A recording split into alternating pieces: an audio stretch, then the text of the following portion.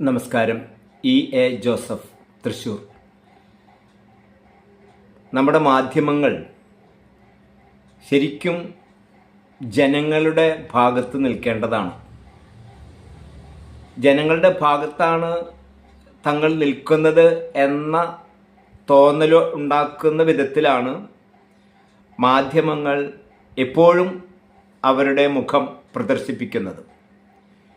എന്നാൽ കേരളത്തെ സംബന്ധിച്ചിടത്തോളം വളരെയേറെ ജനങ്ങൾ ക്ലേശങ്ങൾ അനുഭവിക്കുന്ന, ദുരിതം അനുഭവിക്കുന്ന, ബുദ്ധിമുട്ടുന്ന, എന്നാൽ എല്ലാ ജനങ്ങളും ആഗ്രഹിക്കുന്ന ഒരു ലഹരി വിമുക്ത കേരളം എന്ന സ്വപ്നം, അത് യാഥാർത്ഥ്യമാക്കാൻ കഴിയുന്ന സർക്കാരുകൾ കേരളത്തിലുണ്ടാകും എന്ന് ജനങ്ങൾ വിശ്വസിക്കുകയും വിചാരിക്കുകയും ചെയ്തുകൊണ്ടാണ് ഓരോ നിയമസഭാ തെരഞ്ഞെടുപ്പിലും ഭൂരിപക്ഷം വോട്ടുകൾ നൽകി സർക്കാരുകളെ സൃഷ്ടിക്കുന്നത്. അത് അവരുടെ പ്രകടന പത്രിക കണ്ടുകൊണ്ടും അവരുടെ പ്രചാരം കണ്ടുകൊണ്ടുമാണ് ജനങ്ങൾ അവർക്കൊക്കെ വോട്ട് ചെയ്യുന്നത്.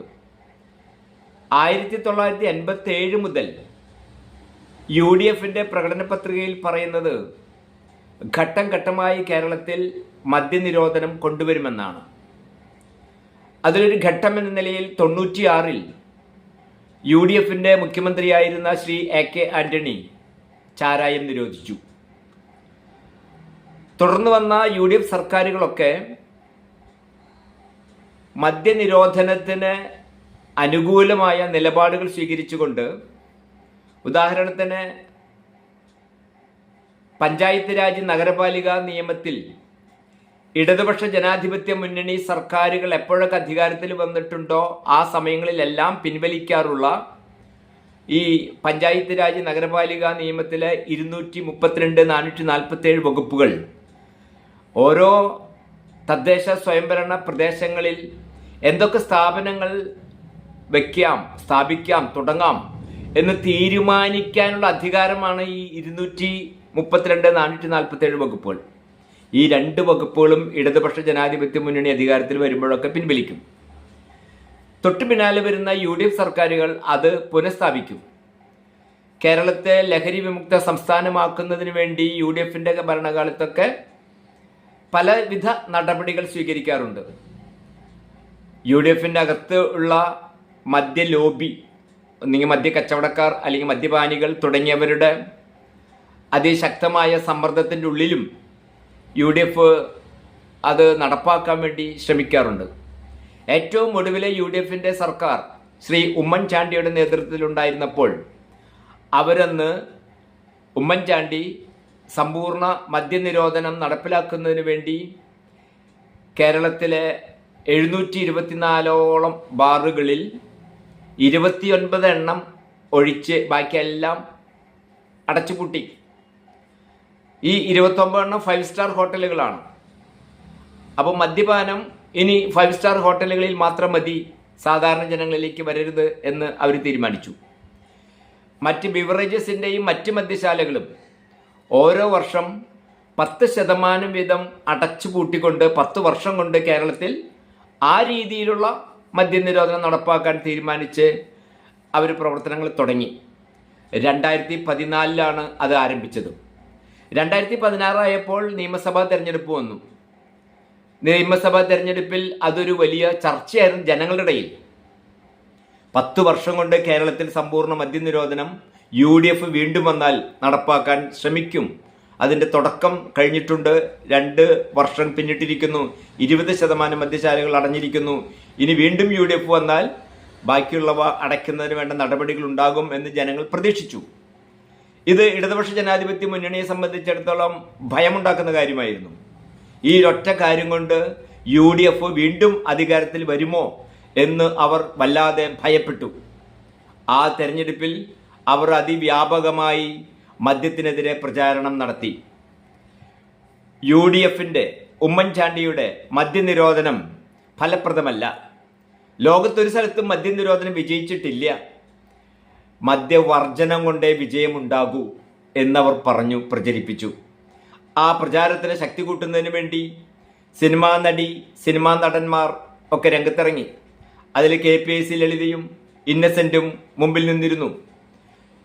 ഇടതുപക്ഷ ജനാധിപത്യ മുന്നണിയുടെ സകല നേതാക്കന്മാരും ഞങ്ങൾ അധികാരത്തിൽ വന്നാൽ ഒരൊറ്റ മദ്യഷാപ്പ് പോലും കൂടുതൽ തുറക്കുകയില്ല, ഞങ്ങൾ മദ്യശാലകളല്ല തുറക്കുന്നത്, വിദ്യാലയങ്ങളാണ് തുറക്കുന്നത് എന്ന് പ്രചരണം നടത്തി.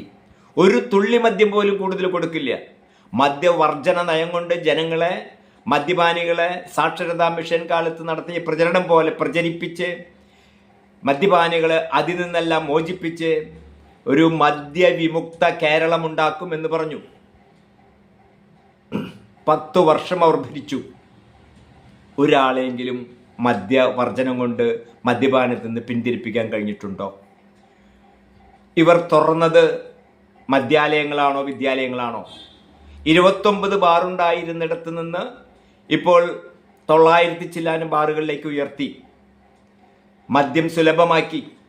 വിദ്യാലയങ്ങളുടെയും ദേവാലയങ്ങളുടെയും ശ്മശാനങ്ങളുടെയും ദളിത് കോളനികളുടെയും സമീപത്ത് നിന്ന് 200 മീറ്റർ അപ്പുറം മാത്രമേ മദ്യശാലകൾ ഉണ്ടാകാൻ പാടുള്ളൂ എന്നുള്ളത് ഇവർ വെറും 50 മീറ്ററാക്കി ചുരുക്കി. ആളുകളുടെ കൈവശം വയ്ക്കാവുന്ന മദ്യത്തിൻ്റെ അളവ് 3.5 ലിറ്ററാക്കി ഉയർത്തി. കാശ് കൊടുത്താൽ ഏത് പരിപാടിക്കും മദ്യം വിളമ്പാവുന്ന സംവിധാനങ്ങൾ ഉണ്ടാക്കി. കേരളത്തിലെ ജനങ്ങൾ ഇതാണോ ആഗ്രഹിച്ചത്? അവരുടെ അന്നത്തെ 2016 വാഗ്ദാനം കേട്ടുകൊണ്ട് ഒരുപക്ഷെ ഉമ്മൻചാണ്ടിയുടെ മദ്യനിരോധനത്തേക്കാൾ നല്ലത് കേരളത്തിന് നന്നായിരിക്കുക, ഇടതുപക്ഷക്കാർ പറയുന്ന മദ്യവർജനമായിരിക്കും എന്ന് ജനം വിശ്വസിച്ചാണല്ലോ അവരധികാരത്തിൽ കയറ്റിയത്. അവർക്ക് 10 വർഷം ഭരണം കിട്ടിയില്ലേ? ഇന്ന് കേരളത്തിൻ്റെ അവസ്ഥ എന്താണ്? ഇക്കാര്യം ഏതെങ്കിലും മാധ്യമങ്ങൾ ഒരു ഗൗരവമായി ചർച്ച ചെയ്തതായിട്ട് നിങ്ങൾക്കറിയാമോ? ഏതെങ്കിലും മാധ്യമം അത് ഒരു വിഷയമായി ഉയർത്തിക്കൊണ്ടുവന്നിട്ടുണ്ടോ? വാഗ്ദാന ലംഘനങ്ങളിൽ ഏറ്റവും വലിയ വാഗ്ദാന ലംഘനമല്ലേ ഈ വിഷയത്തിൽ ഇടതുപക്ഷ ജനാധിപത്യ മുന്നണി ചെയ്തത്? 10 വർഷം കൊണ്ട് കേരളമാകെ എല്ലാ നിലയിലും നശിപ്പിച്ചില്ലേ? ഓരോ വർഷവും മദ്യപാനികളുടെ എണ്ണം വർദ്ധിച്ചു വന്നു. മദ്യത്തിൻ്റെ വിൽപ്പന തോത് കൂടി. അതെല്ലാം കഴിഞ്ഞ കാലങ്ങളിൽ ഉണ്ടായിരുന്ന മദ്യപാനികൾ അളവ് കൂട്ടി കുടിച്ചതുകൊണ്ടല്ല ഓരോ വർഷവും മദ്യത്തിൻ്റെ അളവ് കൂടി വന്നത്. പുതിയ മദ്യപാനികൾ ഉണ്ടായതാണ്. ആരാണ് പുതിയ മദ്യപാനികൾ? നമ്മുടെ മക്കളാണ്. കേരളത്തിൽ വിദ്യാർത്ഥികൾ, യുവാക്കൾ 23 വയസ്സിൻ്റെ താഴെയുള്ള ആർക്കും മദ്യം കൊടുക്കാൻ പാടില്ല എന്നാണ് നിയമം. പക്ഷെ കഴിഞ്ഞ ഓണത്തിന് വെറും 16 വയസ്സുള്ള കുട്ടികൾ സ്കൂളിൽ വെച്ച്, +2 കുട്ടികൾ മദ്യം കുടിച്ച് ആശുപത്രിയിലെത്തിയ കാര്യം നമ്മൾ അറിഞ്ഞു. ഓവറായി കഴിച്ചിട്ടാണ്. അല്ലാത്ത സാധാരണ നിലയിലുള്ള വലിയ അപകടം കൂടാതെ കുറഞ്ഞ അളവിൽ മാത്രം കുടിക്കുന്ന മദ്യപാനികൾ അല്ലെങ്കിൽ കുട്ടികൾ, അവരാണ് മദ്യപാനികളായി നാളെ മാറുന്നത്. ഇന്ന് ഈ കാണുന്ന കുട്ടികളാണല്ലോ നാളത്തെ മദ്യപാനികളായി മാറുന്നത്. അപ്പോൾ ഓരോ വർഷവും കുട്ടികളെ മദ്യപാനികളാക്കുന്ന ഈ സംവിധാനം, കേരളത്തെ എല്ലാ നിലയിലും നശിപ്പിച്ചു കൊണ്ടിരിക്കുന്ന ഈ സംവിധാനം, അതിനെതിരെ എന്തെങ്കിലും ഒരു അക്ഷരം പറയാൻ കേരളത്തിലെ ഏതെങ്കിലും മാധ്യമങ്ങൾ അതൊരു വിഷയമാക്കി എടുത്ത് ഉയർത്തിക്കൊണ്ടുവന്നിട്ടുണ്ടോ? നമ്മുടെ നാട് നശിക്കുകയാണ്, നമ്മുടെ മക്കൾ നശിക്കുകയാണ്. മദ്യത്തിൽ നിന്ന് തുടങ്ങി മറ്റ് ലഹരി വസ്തുക്കളിലേക്ക് എത്തി കേരളമാകെ നശിച്ചുകൊണ്ടിരിക്കുന്നു.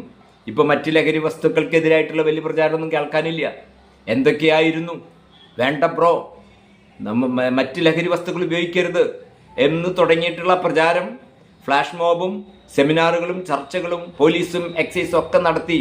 പക്ഷെ കേരളത്തിൽ എല്ലാവിധ ലഹരി വസ്തുക്കളുടെയും ഉപയോഗം പെരുകി. ഇതാണ് ഈ കഴിഞ്ഞ 10 വർഷം കൊണ്ട് കേരളത്തിലുണ്ടായത്. അതിനെതിരെ മാധ്യമങ്ങൾ ചെറുവിരൽ പോലും അനക്കിയില്ല. ഓരോരോ വിഷയം വരുമ്പോൾ ചാടി വീണ് വലിയ പ്രചാരം നടത്തുന്ന മാധ്യമങ്ങൾ ഈ നാടിനെ എല്ലാ നിലയിലും നശിപ്പിക്കുന്ന, മുഴുവൻ ആളുകളും ആഗ്രഹിക്കുന്ന ഈ ലഹരി വിമുക്ത കേരളത്തിന് വേണ്ടിയിട്ടുള്ള ക്രിയാത്മകമായ ചർച്ച ഇതുവരെ നടത്തിയില്ല എന്നത് നമ്മുടെ നാടിനെ അപകടത്തിലേക്ക് തള്ളിവിടുന്നതിൻ്റെ ലക്ഷണമായി നമ്മളെല്ലാവരും കാണണമെന്ന് ഞാൻ അഭ്യർത്ഥിക്കുകയാണ്. നിങ്ങൾക്ക് നമസ്കാരം.